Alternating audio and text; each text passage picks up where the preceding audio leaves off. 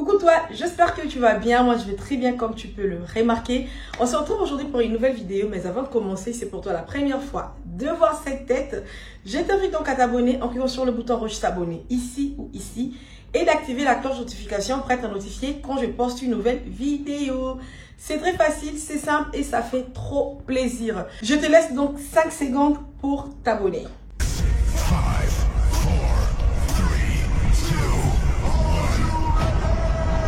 C'est bon, c'est fait, très bien. Merci à toi pour ton abonnement. Je me présente, moi je m'appelle Jenny et bienvenue sur ma chaîne YouTube. Ici on est en famille, on ne se prend pas du tout la tête. On partage quelques astuces mode, quelques astuces make-up et parfois même quelques vidéos motivation. Et pour aujourd'hui, c'est pas la mode, c'est pas le make-up, je dirais c'est la motivation. Dernièrement, j'ai fait une vidéo développement personnel. J'ai eu tellement de retours positifs que je me suis dit pourquoi ne pas évoluer dans ce même sujet-là. Alors les amis, on est au mois de juin. Normalement, je devrais filmer une vidéo sur l'été et tout, mais bon, je suis pas encore prête. Je n'ai pas attendu, moi personnellement, je n'ai pas attendu que le mois de juin puisse prendre fin pour pouvoir faire mon petit bilan. J'ai pris mon papier, j'ai pris mon stylo. Je me suis dit, je vais faire quand même un petit bilan parce que quand l'année a commencé, vous et moi, tout le monde s'est fixé des objectifs.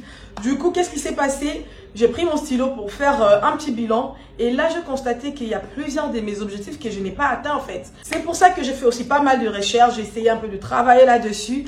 Et donc, aujourd'hui, je vais vous partager un petit secret sur comment atteindre ces objectifs dans la vie.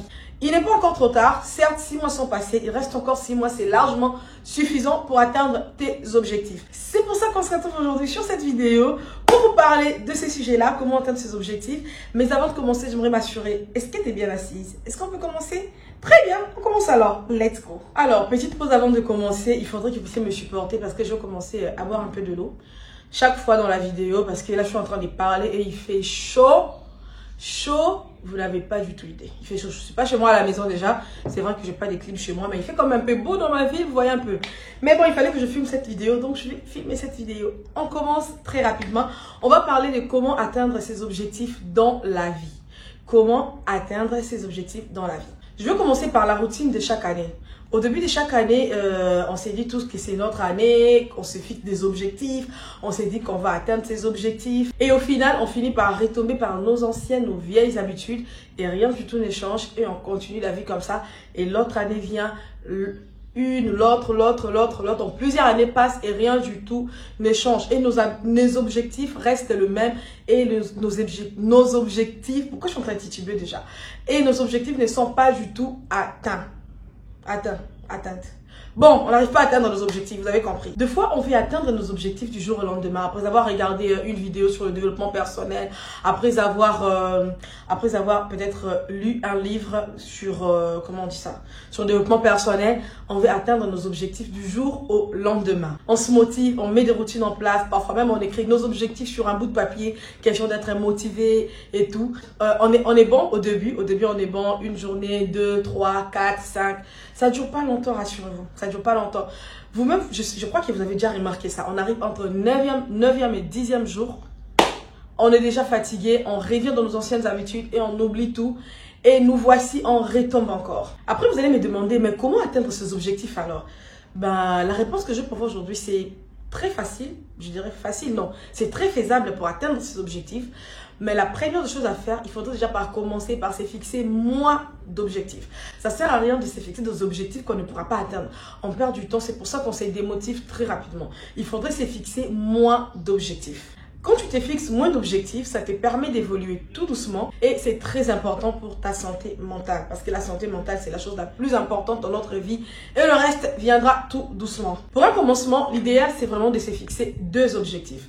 Un objectif facile et un objectif difficile. L'objectif facile, c'est un objectif que tu vas atteindre facilement tout en respectant la routine que tu vas mettre en place. Donc, ça ne te demande pas beaucoup d'efforts, tellement que c'est facile, tu vas l'atteindre très facilement. Par exemple, tu peux te fixer un objectif de lire tout le soir, par exemple 1 heure, un livre pour te cultiver pour X ou Y sujet. Ou carrément, il y a d'autres objectifs faciles que tu peux te fixer.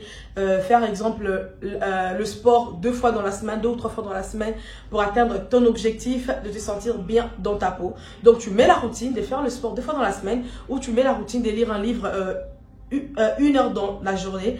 Comme ça, tu atteins facilement ton objectif d'être cultivé ou carrément ton objectif de sentir bien dans ta peau. Il y en a beaucoup, il y a plusieurs objectifs. Je ne dis pas forcément que c'est ces 2 sujets-là. C'est juste un exemple que je suis en train de vous donner, des objectifs vraiment très faciles que vous pouvez atteindre facilement avec des routines très simples que vous pouvez mettre en place. Et à l'objectif facile, tu peux combiner maintenant un objectif difficile. Parce que je vous ai dit au début que vous fixez 2 objectifs, facile et difficile. Facile, c'est l'objectif que je viens de vous expliquer. Maintenant, à ça, tu combines aussi un objectif difficile. Si tu te fixes 2 objectifs faciles au même moment, ça va t'ennuyer. Tu vas tellement atteindre tes objectifs rapidement, ça va t'ennuyer. Si tu te fixes aussi 2 objectifs difficiles au même moment, ça va être tellement difficile pour toi à les atteindre que tu vas rétrograder, tu vas lâcher l'affaire rapidement. Mais si tu te fixes un objectif facile et un objectif difficile, tu vas atteindre ton objectif facile rapidement, que ça va te donner la confiance en toi et la motivation pour donner le meilleur de toi-même et atteindre rapidement ton objectif difficile. Après, quand ton cerveau va s'habituer à tes routines, après avoir atteint ton objectif facile et ton objectif difficile, c'est là que tu pourras maintenant te fixer d'autres objectifs par la suite. Mais pour un commencement, c'est vraiment très important, j'insiste, de se fixer que 2 objectifs. Un objectif facile et un objectif difficile. Avant de continuer, je vais parler de comment se fixer un objectif. Parce qu'au début, quand on a des projets ou des ambitions dans notre tête, c'est tellement vague, c'est tellement beaucoup que c'est vague, on ne sait pas par quoi commencer. On en a tellement dans notre tête, on a tellement de projets, on veut faire ça, on veut faire le tout au même moment, qu'on se fixe beaucoup d'objectifs au même moment. Donc, je vais commencer par la question, comment choisir un objectif facile et un objectif difficile. Donc, tout ce qu'on a comme ambition, comme projet, comme pensée dans notre tête, c'est tellement vague. Comment faire pour sortir un objectif facile et un objectif difficile? La première chose que tu dois faire, c'est vraiment faire un bilan sur ta vie actuelle. Depuis que l'année a commencé jusqu'à aujourd'hui, on est au mois de juin. Qu'est-ce que tu as fait de ta vie? Est-ce que tu as atteint des objectifs que tu t'es fixés au début de l'année? Est-ce que tu as tenu des routines que toi-même tu as mises en place? Est-ce que tu as déjà mis des routines en place? Parce que je me dis, après la dernière vidéo sur le développement personnel, je me dis sûrement que vous avez mis des routines en place et tout pour vous rapprocher un peu de la meilleure version de vous-même. Et donc, après ça, est-ce que ces routines que vous avez mis en place, est-ce que vous avez tenu? Faites déjà le bilan de tout ça, depuis que l'année a commencé jusqu'à aujourd'hui. Est-ce que le bilan est positif ou le bilan est négatif? Ces bilans vont te permettre de te connaître toi-même déjà et de connaître où tu en es avec tout ce que tu avais fixé comme objectif au début de l'année. Donc, ces bilans vont te permettre aussi de savoir ce que tu aimes, ce que tu n'aimes pas. Ces bilans vont te permettre aussi de savoir ce que tu peux faire facilement et ce que tu ne peux pas du tout faire facilement, ce que tu peux faire difficilement. Ça va fixer tes limites. C'est le bilan que tu vas faire sur toi qui va fixer tes limites en fait. Ces petits bilans vont te permettre aussi de lister tous tes objectifs. Les objectifs que tu as fixés depuis que l'année a commencé, les objectifs que tu as réussi à atteindre et les objectifs que tu n'as pas encore atteints, que tu as des problèmes. Donc, ces bilans vont te permettre de lister tout ça. Et même si tu as la possibilité, comme je l'ai dit sur ma dernière vidéo, si tu as la possibilité de te lancer sur 5 ans, 10 ans, c'est pas mal, c'est très bien d'ailleurs. Donc, lance-toi sur 5 ans, 10 ans, des objectifs que tu veux atteindre dans 5 ans, dans 10 ans, même dans 20 ans. On reste positif, on va rester en vie, on ne va pas mourir aujourd'hui. Après avoir maintenant établi toute cette liste-là, tous tes objectifs, après avoir listé tout ça, tu vas maintenant devoir choisir 2 priorités. Parce qu'il va y avoir des projets qui ne sont pas vraiment prioritaires et tout. Ben, tu vas devoir choisir des priorités. Mais comme je l'ai dit en début de vidéo, ne choisissez pas des priorités faciles ou des priorités difficiles au même moment. Choisissez quelque chose de facile et quelque chose de difficile. Après avoir choisi tes 2 priorités, tu vas maintenant établir un plan qui va te permettre d'atteindre ces 2 objectifs.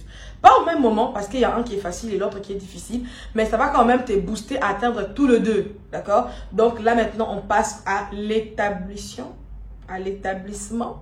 Bon, là maintenant, on passe à notre plan. Comment établir le plan pour atteindre nos objectifs? Le premier point de notre plan, c'est vraiment de visualiser la chose en définissant la finalité précise. Si ton objectif reste vague, tu ne pourras pas l'atteindre, tu ne vas pas te motiver. Donc, tu vas devoir vraiment visualiser la chose, visualiser vraiment la finalité précise. C'est-à-dire, autrement, le matin, quand tu te réveilles, tu t'imagines déjà avoir atteint ton objectif. C'est comme ça qu'on parle de la visualisation. Ça c'est dit, non, c'est français.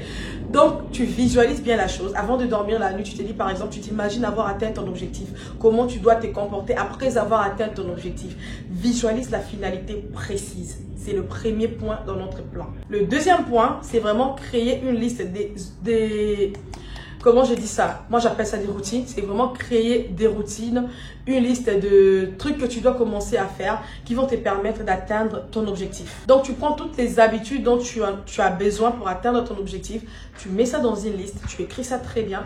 Comme ça, c'est clair pour toi. Comme ça, tu sauras exactement quoi faire pour atteindre ton objectif. Les habitudes que tu vas mettre en place pour pouvoir atteindre ton objectif, si tu arrives à tenir tes habitudes là pendant 2 mois, tu ne pourras plus rétrograder, croyez-moi. Parce qu'en fait, ce qui se passe avec notre cerveau, comment je vais expliquer ça? Notre cerveau s'adapte à de nouvelles habitudes au bout de 2 mois. Ça dépend d'une personne à une autre, certes, mais le grand maximum, minimum maximum, c'est entre 1, 2 ou 3 mois. Donc, au milieu, c'est vraiment 2 mois. Au bout de 2 mois, si tu te réveilles tout le jour à 6 h du matin, crois-moi, le 3e mois, si on te dit de te réveiller à 9 h, tu ne pourras pas. Tu vas toujours te réveiller à 6 h du matin. C'est automatique, c'est dans le cerveau. Donc, tes objectifs tes habitudes que tu vas lister, si tu arrives à tenir ces habitudes-là pendant 2 mois, donc tu ne pourras plus rétrograder. Tu es déjà en route pour atteindre ton objectif. Donc, si vous avez bien compris, la période la plus difficile, c'est vraiment les 2 premiers mois. Après avoir visualisé la chose, après avoir listé toutes nos habitudes, on tient fort, on tient les 2 premiers mois à respecter ces habitudes-là. C'est comme ça que... Donc, désolé, j'étais en train de me rafraîchir un peu parce qu'il fait très très chaud. Donc, j'étais en train de dire, notre cerveau s'habitue rapidement et s'habitue au bout de 2 mois. Au bout de 2 mois, si tu arrives à tenir vraiment tes habitudes, c'est bon, tu ne pourras plus rétrograder. Raison pour laquelle je vous ai parlé au début de la vidéo de 2 objectifs. Je reviens encore là-dessus, facile et difficile. Parce que tu vas te fixer, tu vas mettre des habitudes en place pour atteindre ton objectif facile et tu vas aussi mettre tes habitudes pour atteindre ton objectif difficile. Les habitudes que tu vas mettre pour atteindre ton objectif facile, tu vas tenir rapidement avec ces habitudes-là parce que c'est un objectif facile que tu veux atteindre. C'est l'exemple que je vous ai donné, lire un livre et tout. Si tu veux atteindre un objectif comme ça, c'est vraiment facile. Le cerveau va s'habituer rapidement et tu vas tenir bon. Et les habitudes que tu vas mettre en place pour atteindre ton objectif difficile, je ne vais pas vous mentir, ça va être difficile vraiment pour tenir. Oui, ça va arriver que tu vas rétrograder parce que c'est vraiment un objectif difficile que tu veux atteindre. Tu comprends un peu? Donc, qu'est-ce qui va te tenir, qu'est-ce qui va te maintenir pour tenir bon? Pour ne pas abandonner ton objectif difficile, c'est le fait que tu vas te sentir proche de ton objectif facile, c'est le fait que tu vas tenir avec tes habitudes faciles, ça va te motiver comme j'ai dit, ça va te donner la confiance en toi pour tenir aussi avec les habitudes pour atteindre ton objectif difficile. Ah bon, je vais parler avec un exemple très facilement, d'accord? On va partir sur l'objectif simple, c'est vraiment faire le sport 2 fois dans la semaine pour se sentir bien dans ton peau, pour atteindre un certain poids que tu veux dans ta vie et tout. Donc, tu te fixes aussi un autre objectif très difficile à côté. Exemple, sur YouTube par exemple, filmer tout le soir. Moi, je travaille, j'ai pas du tout le temps. Peut-être que tu étudies, tu n'as pas le temps pour faire ça. Pour moi, je trouve que c'est un objectif vraiment difficile pour moi. Donc, ça va m'arriver de filmer une semaine où je vais filmer tout le soir. Mais qu'est-ce qui va m'aider à tenir bon, à refilmer encore, à me relever, à ne pas abandonner? Parce que je vais me dire, mon cerveau va dire, si tu arrives à tenir le sport 2 fois ou 3 fois seulement dans la semaine, donc ça aussi, tu pourras le faire. Certes, c'est difficile, mais ça va me motiver. Si j'arrive à faire X, c'est que je peux aussi faire Y. Alors, avant de finir la vidéo, je vais partager 2 astuces avec toi qui va beaucoup t'aider. En fait, si ça m'a aidé, je crois que ça va aussi t'aider, d'accord? Pour comment atteindre ton objectif, tes objectifs d'ailleurs. Je vais donc vous partager 2 astuces. L'astuce numéro 1, c'est vraiment de planifier ta semaine chaque dimanche. Ça fait un peu banal de dire ça comme ça, mais crois-moi, c'est très important et ça marche. Si ça marche avec moi, ça peut aussi marcher avec toi. Alors, je m'explique. Quand on sort du week-end et qu'on est lundi matin, notre cerveau est fatigué de manière automatique. Que tu fasses la fête ou pas, le cerveau est fatigué de manière automatique. Pourquoi? Parce que le cerveau sort du week-end. Le week-end, le cerveau n'a pas travaillé. Le cerveau ne s'est pas surchargé. Le cerveau a fait ce qu'il avait envie de faire. Donc, notre cerveau, le lundi, a tendance à rester dans ce même rythme-là. Voilà pourquoi le lundi, automatiquement, on est fatigué de manière automatique. J'ai dit automatiquement, de manière automatique. tautologie.